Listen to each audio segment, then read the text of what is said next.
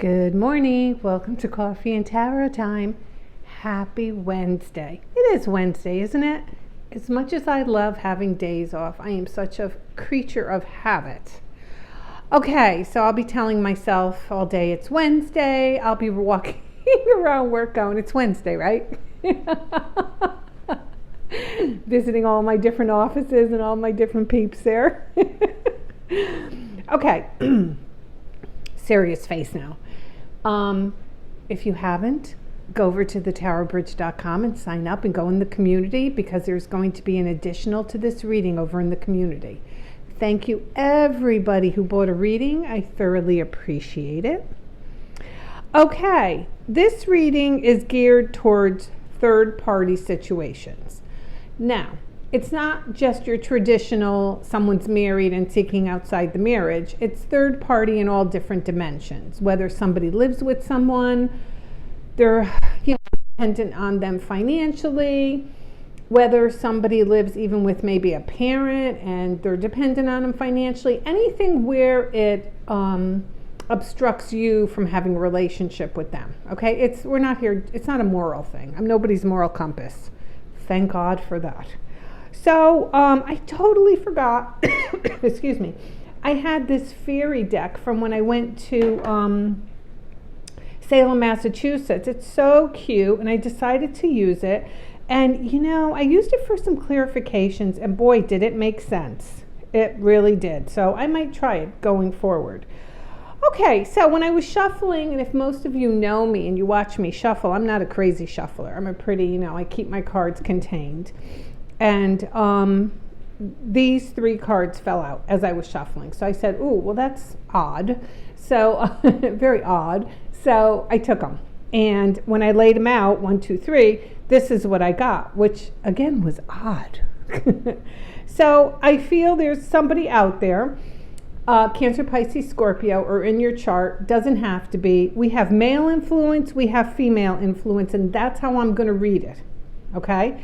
So I feel that there is a pair out there, a couple, that are not together, but kind of want to be together. One or both of you have obligations. Okay? Don't make me start singing, me and Mrs. Jones. So one or both of you have obligations. And there's another song too about being married. I don't know what it is, so I got to look it up. Put it in the comments if you know. So you could see, like I feel like with the Queen of Cups, she's married to this guy here, and the King of Cups is married to this girl here. So they both have obligations, but yet they both want to be with each other, okay? And when I clarified him, I got the crossroads. See the crossroads up here? And I feel like the male, and again, don't get caught up in the astrological sign. It could be any sign. I can give you traits about this man. He may like a beer every once in a while or a glass of wine. He may have been a runner at one time. He got a little bit with the knee thing going on. He could be overindulgent as far as, a love bomber. He may go days you don't hear from him, and then all of a sudden he's blowing up your texts. So that's who our King of Cups is. He could live by the water. He could have had something to do with the water. Okay, maybe he was a Navy man. And then I went down. So he's at a crossroads. Okay, this guy's at a crossroads, and he just doesn't know what to do. He doesn't know what to do, because I almost feel like he's anchored. See the anchor? He's anchored to her. I don't mean in a bad way. I mean, like, he can't not love this woman.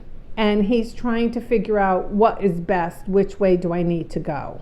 Because I do feel that he's been carrying this burden for a long time.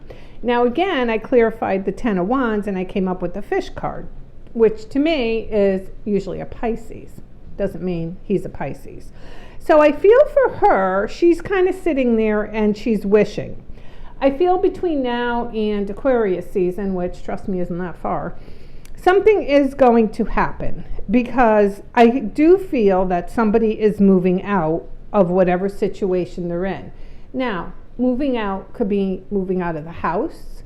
Moving out could just be moving away from a relationship, breaking up with someone.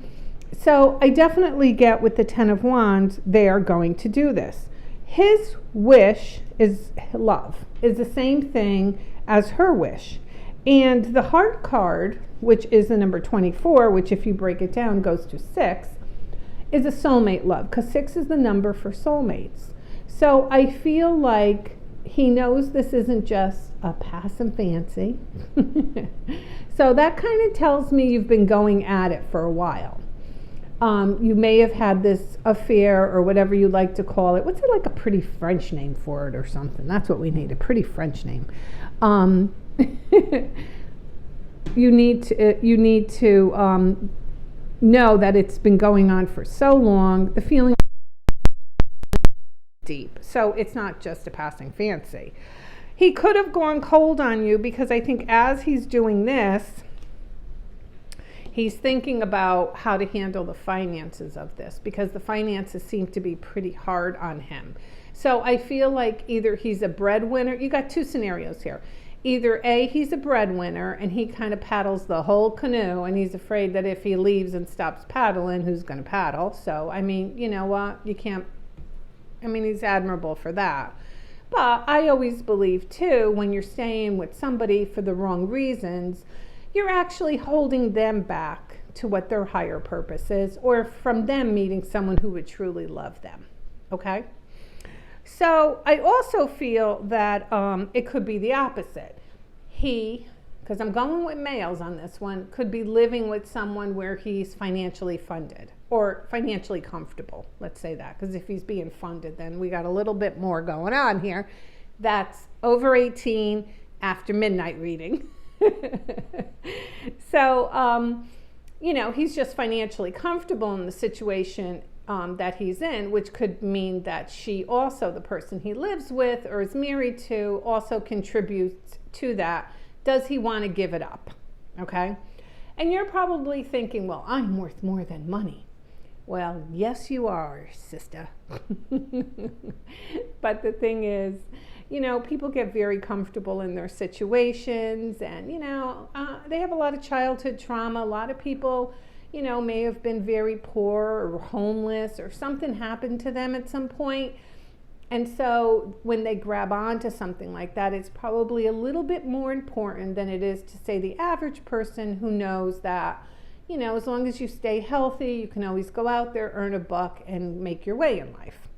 So I feel this person has gone quiet on my queen, and she's getting very anxious, okay? Because she worries. She worries, well, is he to return? What is he going to do? I call that the revolving door effect. You know what I'm saying? They're in, they're out, they're in, they're out. That's very hard on the nervous system. I'm going to tell you the truth. It's very hard on the nervous system for anyone not to know and to sit there. Is this my last text I'll ever receive from you? Are you ever going to come back into my life? And I think that's where my queen is at this point.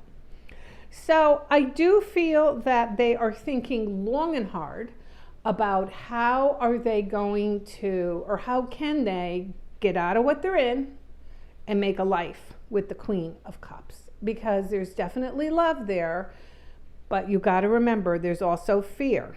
They have fear of the unknown and fear of, you know, and they may have money too. You know, that's the thing. You know, you got to remember everybody's version of everything is different, from perfection to money. One person being rich could have all their bills paid and $100 in the bank, and they're like, yeah, I'm rich. Another person could have millions and millions and go, I'm still a little tight on cash here. So everybody's version is different, okay? So hopefully that makes sense. And the biggest thing with this is the woman who's waiting, or person who's waiting, I don't want you to wait, okay? Because life is very precious. Dying is not reserved for the old. Remember that. My son just lost his 33-year-old friend to an aneurysm. So no, dying is not reserved for the old, and we have to live every day. And I don't think you really want to sit there living it, wondering if he's coming back. You could be doing whatever you want to do, and they'll still come back. It's not going to prevent it. All right, my dears, part 2 of what's going to happen from here, or what they decide, is going to be over in the thetarotbridge.com community page. All right, everyone, it's Wednesday. Have a great day.